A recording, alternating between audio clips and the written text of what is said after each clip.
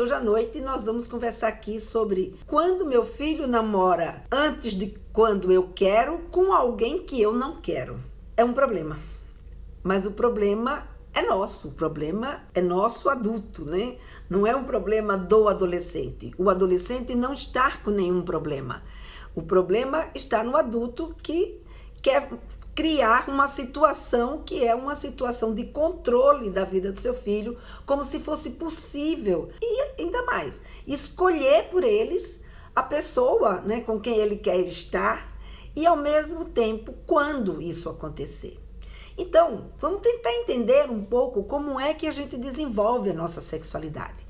Quando a gente desenvolve a nossa sexualidade, teve uma vez aqui que a gente já conversou e eu coloquei para vocês, a gente desenvolve uma espécie, né, de um tripé. Então a gente tem aqui de um lado a nossa condição física, as nossas características físicas, o nosso desenvolvimento. Então, quando chega na adolescência, a gente tem um desenvolvimento físico que automaticamente desperta no adolescente, no jovem, tanto menina quanto menino. Isso não tem essa história, não, os meninos sentem desejo sexual, as meninas não sentem, se sentem é porque alguma coisa de errado está acontecendo com ela. Não, ambos vão desenvolver a sua sexualidade e a chegada da puberdade vai dar, né, aquele banho de hormônio, e esse banho de hormônio vai despertar nesse garoto ou nessa garota o interesse sexual. Ou seja, ele vai desenvolver e, como diz na minha terra, aprontar, né, fazer com que a gente esteja apto e pronto a reproduzir e também, obviamente, a ter um relacionamento sexual, porque uma coisa não acontece, quer dizer, a reprodução não acontece se as pessoas não fizerem sexo. Então a natureza faz com que a gente se desenvolva, e quando a gente chega na adolescência e que há a puberdade, que há esse desenvolvimento físico, ou seja, isso é uma coisa que independe, não depende do que a gente disse para o nosso filho, não depende do que a gente espera, não depende do que a gente queira. Isso é um fato fisiológico. Vai acontecer isso com o adolescente, vai acontecer isso com o púbere. E à medida que isso acontece, isso começa a despertar outros interesses também no nosso, e desenvolver outras capacidades também nesse jovem. Então o que vai acontecer com a chegada da puberdade? A puberdade traz transformações que faz com que esse jovem se sinta diferente, se sinta cada vez mais se tornando um adulto. E essa característica e esse preparo também para a vida sexual, para a sua capacidade sexual, faz com que ele tenha mais interesse na sua vida sexual. Quando é o momento certo para ele se interessar sexualmente por alguém? Não existe uma idade certa. Existe uma maturidade de cada um, que começa com uma maturidade física e que se compõe com uma maturidade, né, psicoemocional e também social. Então, de um outro lado, a gente tem o nosso contexto social. A forma, né? Então eu falei do triângulo. Então, aqui do outro lado, a gente tem o quê? A gente tem a nossa sociedade, a gente tem o nosso meio social. O que esse meio social diz hoje para um adolescente? Quando é que ele deve se interessar por sexo? Quando que é aceito, né, entre os grupos deles e também dentro do grupo social, uma vez que hoje a nossa sociedade é muito mais flexível com o comportamento sexual dos adolescentes, o que elas estão passando para eles? O que está sendo dito? Então, só o que a gente diz em casa não é o que fica para o adolescente. É o que a gente diz em casa, é como a gente se comporta e prepara, né, o nosso filho para viver esse momento, mas também é aquilo que ele absorve também de outras fontes. E tudo isso vai culminar no quê? Nessa outra ponta que a gente tem aqui, que é a nossa capacidade psicoemocional, a minha capacidade cognitiva e a minha capacidade adaptativa. Ou seja, aquilo que eu aprendo, aquilo que eu tenho conhecimento, como é que eu vou traduzir isso para mim mesmo e definir ou identificar se isso de fato vale a pena para mim ou não.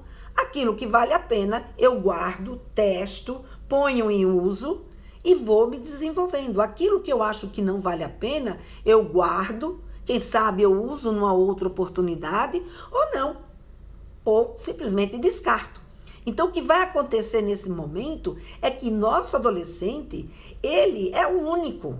Porque ninguém processa tudo isso da mesma forma. Porque esse processamento, ou seja, primeiro, o desenvolvimento físico também não acontece do mesmo jeito para todos eles. O que a sociedade diz também não é a mesma coisa para todo mundo. Há hoje uma diversidade de valores, uma diversidade de conduta muito grande. E o que ele vai absorver e vai trazer para ele mesmo, né? Ou seja, o que ele vai trazer na sua bagagem e que ele vai analisar e tomar como atitude dele, também é única. Vai ser baseado em tudo isso que está acontecendo com ele. Ora, se o meu filho é único, ou a minha filha é única, não única porque só tenho a eles, mas é única porque ela como pessoa é uma pessoa única, então o que vai acontecer? Ele não pensa igual a mim. Olha quanto tempo eu tenho de estrada e olha quanto tempo que ele tem. Olha a vivência que eu tive, a cultura com que eu fui criada e olha a vivência que ele teve, a cultura que ele está sendo criado. Olha as mensagens que meus pais e minha mãe me deu e olha a mensagem que você, como pai ou como mãe, está passando. Tudo isso vai fazer de você uma pessoa completamente diferente do seu filho. Óbvio, a gente tem expectativas, é óbvio, eu entendo o quanto a gente gostaria que os nossos filhos correspondessem às nossas expectativas. A vida seria muito mais fácil.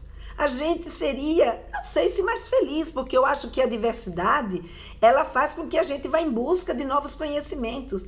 Mas, com certeza, a gente vive hoje uma educação que dá muito mais trabalho para o pai e para a mãe. Não basta simplesmente a gente achar. A gente tem que buscar, a gente tem que, estudar mais, a gente tem que procurar entender o que está acontecendo, porque hoje o mundo caminha muito rápido.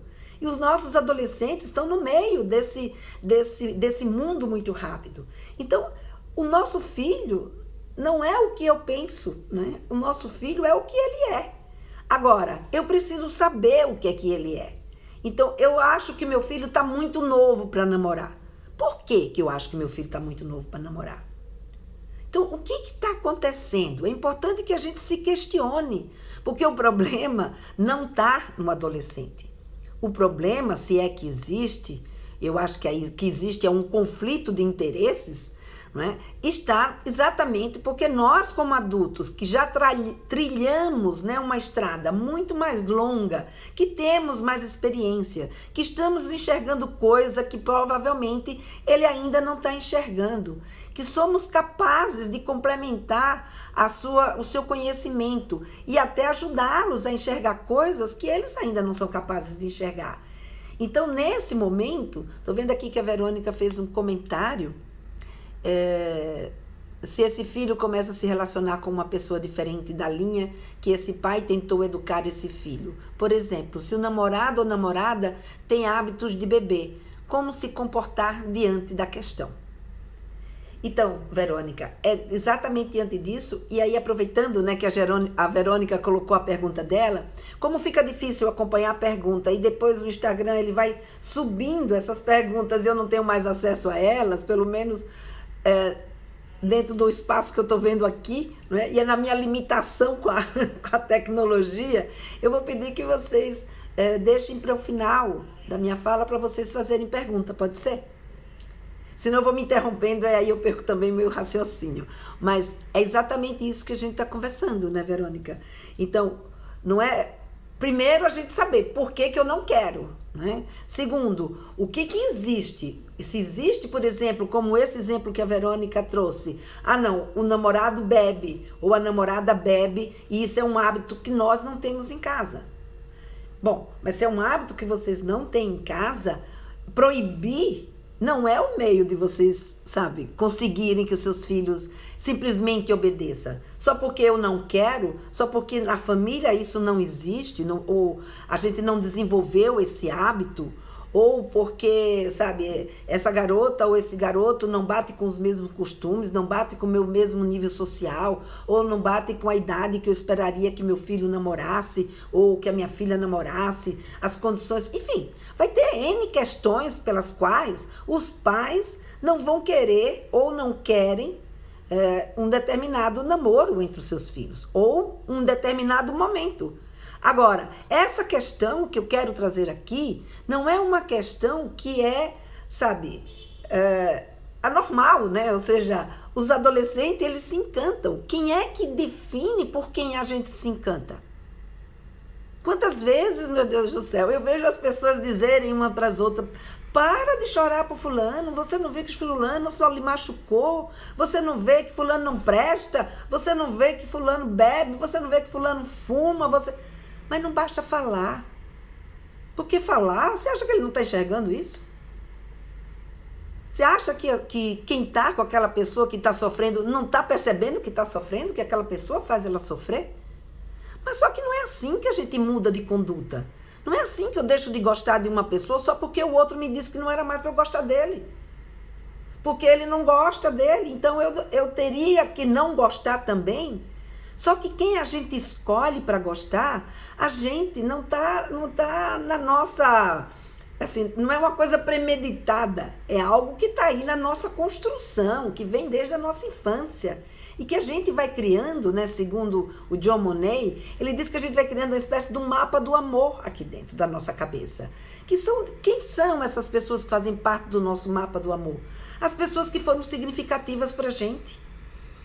E a gente vai trazendo, quando a gente bate o olho em alguém, é como se esse álbum fizesse assim um folheado bem rápido e pá! Talvez ela não goste porque aquele fulano bebe. Ele gosta ou ela gosta porque aquele fulano, aquele beltrano, ele tem características, ele tem situações que é importante para ele, que ele admira e que despertou o interesse dele naquela pessoa.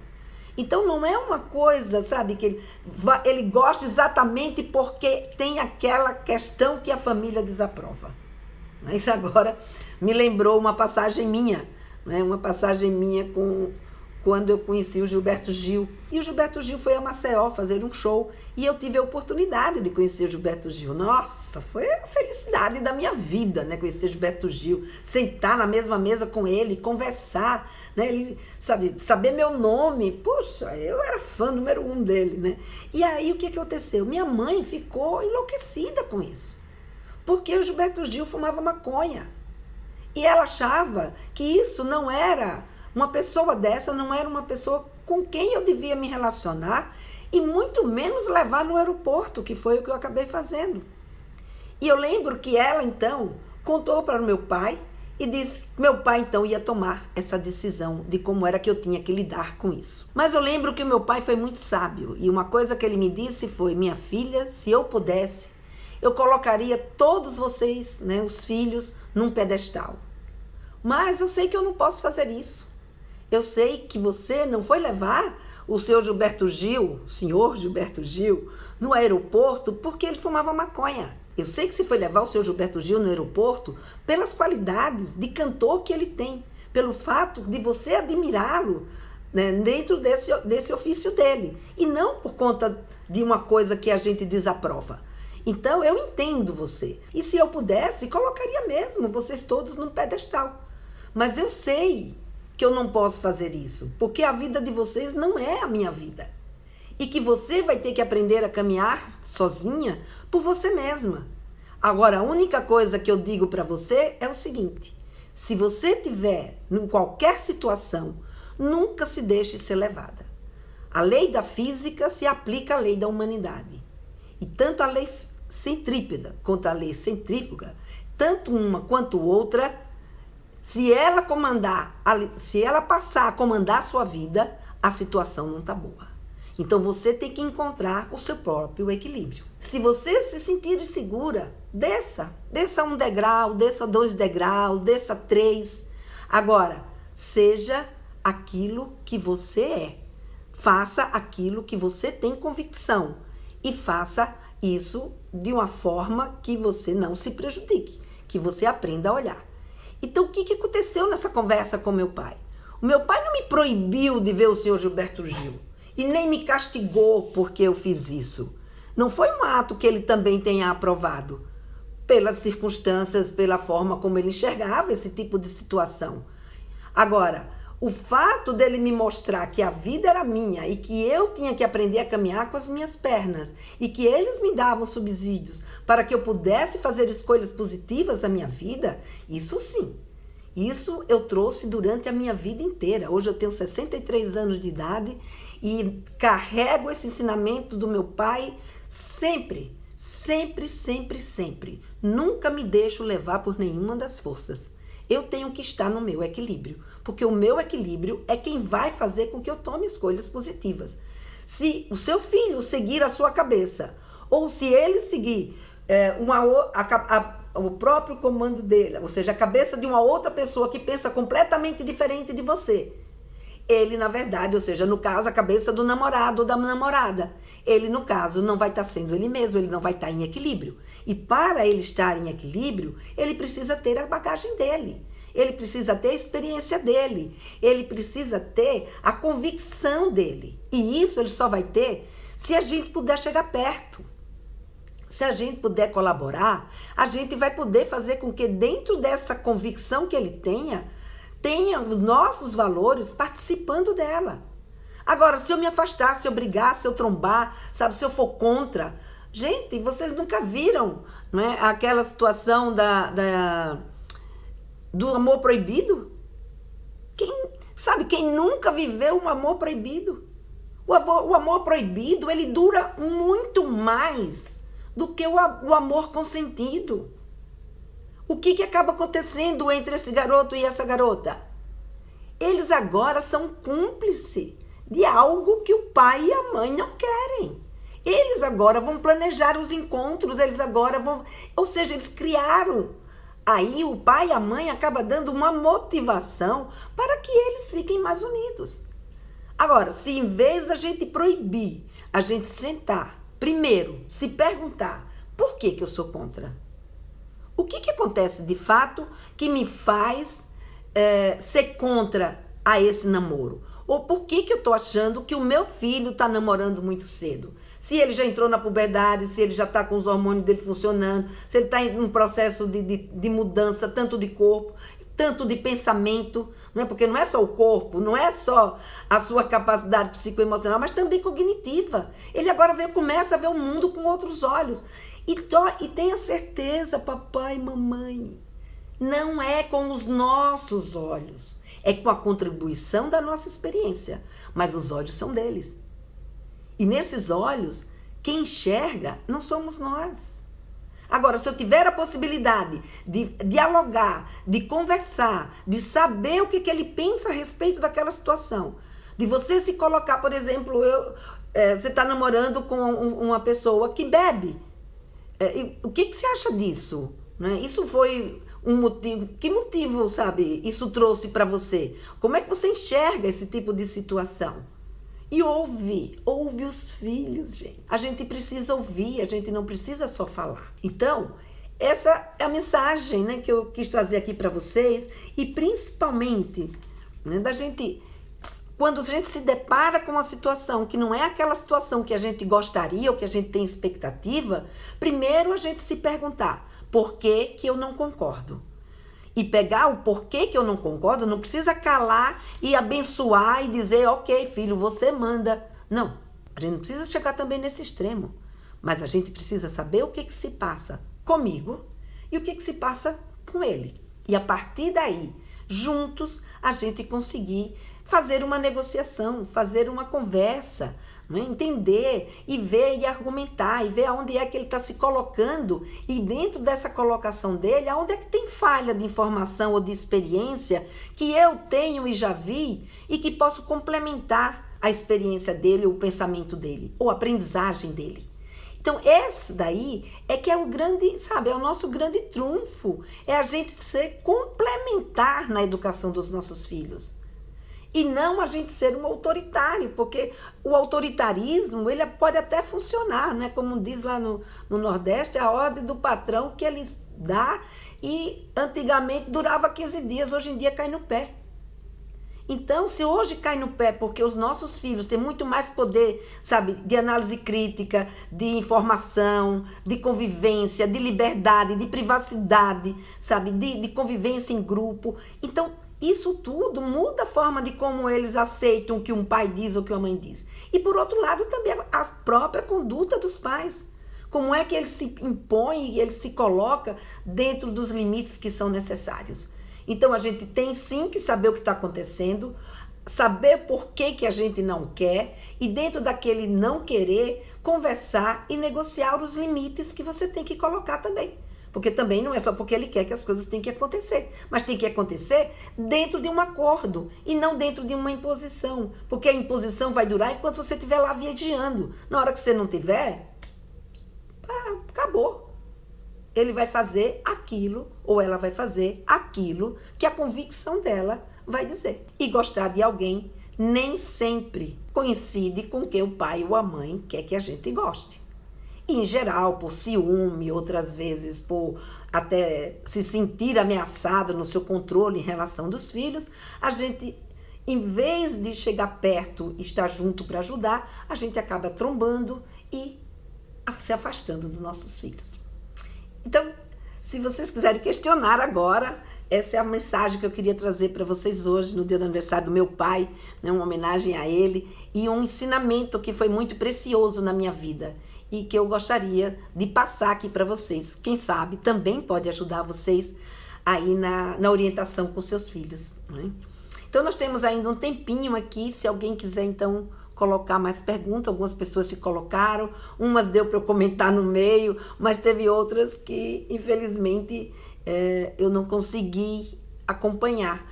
Mas eu estou aqui agora, sou todo ouvidos de vocês, se vocês quiserem questionar, né? Uma das questões que eu tinha trazido aqui comigo é por que proibir? Né? Então, se vocês aí quiserem me responder, ou colocar algumas questões. Aqui tem uma colocação também da Verônica, para mim também foi um ensinamento muito bom. Que legal, Verônica. Fico feliz de poder trazer o que eu aprendi na minha vida e trazer aqui, né, para a gente conversar como mãe, especialista em sexualidade.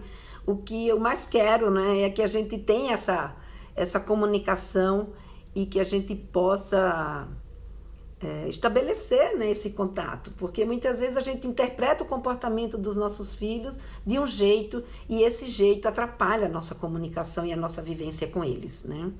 Aqui da Maria Clara, ela coloca: eu tive que aprender tudo sozinha, tentei fazer o que pude de melhor para os meus filhos. Sem dúvida, Maria Clara, a gente está sempre buscando o que há de melhor para os meus filhos. Obrigada, Jaqueline, aí pelos parabéns.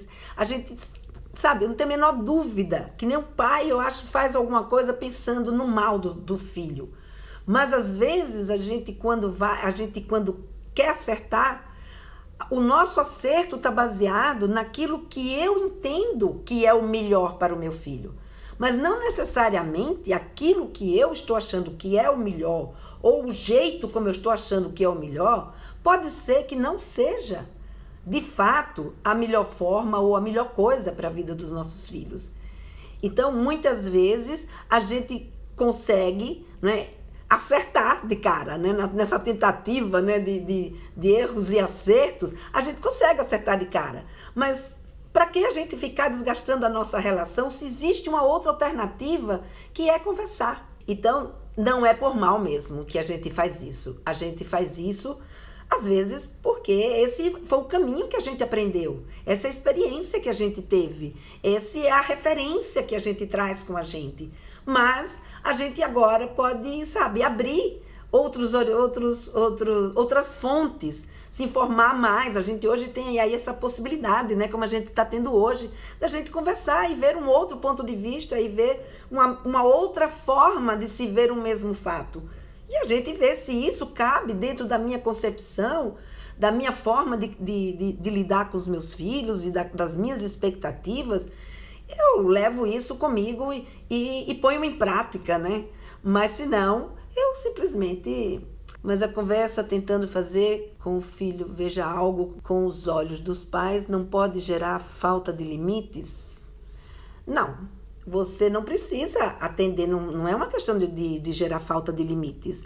Você vai entender o que ele pensa. De acordo com aquilo que ele pensa, então o que vai acontecer? Você vai discutir com ele, você vai, sabe, você não tem que concordar, mas você tem que entender por que que ele pensa desse jeito.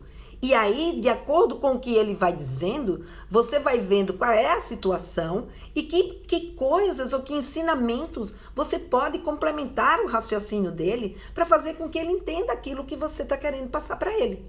Se você simplesmente impuser, ele não vai aceitar. Mas se ele entender dentro daquele contexto, ele vai aceitar. E tem horas que mesmo que não aceite, se é uma situação que põe o seu filho em risco ou que agride demais os seus valores, vocês são quem sabem dos limites de vocês. Vocês precisam colocar o limite. Mas não espere que colocando o limite ou apenas castigando vá fazer com que ele entenda essa situação. Ou que ele passe a olhar para aquela situação da mesma forma que você.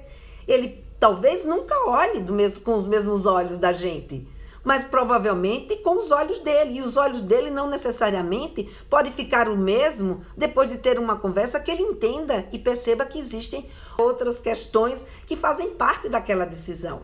Então, quando a gente conversa, não é só ele que dita, ele não dita. A gente contribui e ele contribui. Então, é uma aprendizagem mútua e que vocês vão chegar, então, a um acordo.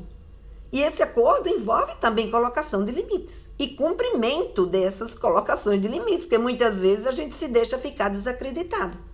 Então, veja, a gente não precisa concordar e a gente não pode colocar limites que depois a gente não dê conta. Então, eu vejo muitos pais ameaçarem, ter situações que de fato ele precisa intervir, que ele precisa colocar o limite, que ele precisa trazer esse seu filho para tomar consciência de algumas situações, só que ele coloca nessa negociação situações que depois fica difícil dele conseguir cumprir.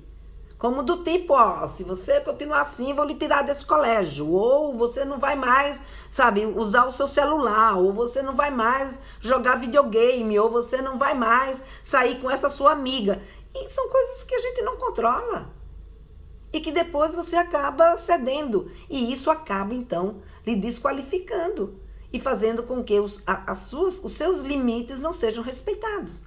Então, o respeito, que é uma outra questão, né, que a gente desenvolve nos nossos filhos, que vem não na hora que ele está adolescente, mas sim desde a hora que ele nasce, né, desde que ele passa por esse útero familiar. Então, para fechar aqui, então fica aí uma proposta da Leia para a gente conversar como orientar insegurança perante ser aceitos pelos amigos, insegurança dos filhos.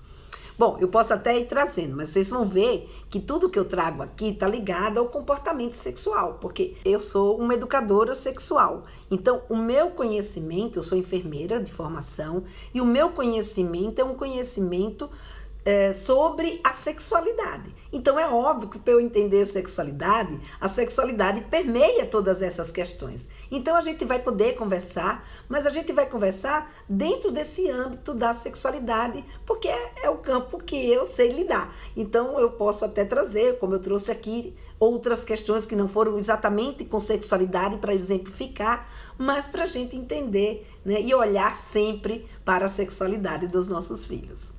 Gente, muito obrigada então pela participação de vocês. A gente já passou aqui mais de 5 minutos e até o nosso próximo encontro. Mas os meus vídeos continuarão sendo postados tanto no Facebook quanto no Instagram. No Facebook é lenavilela.educadora, aqui no Instagram é Lena_Vilela. Então, gente, obrigada aí pela participação.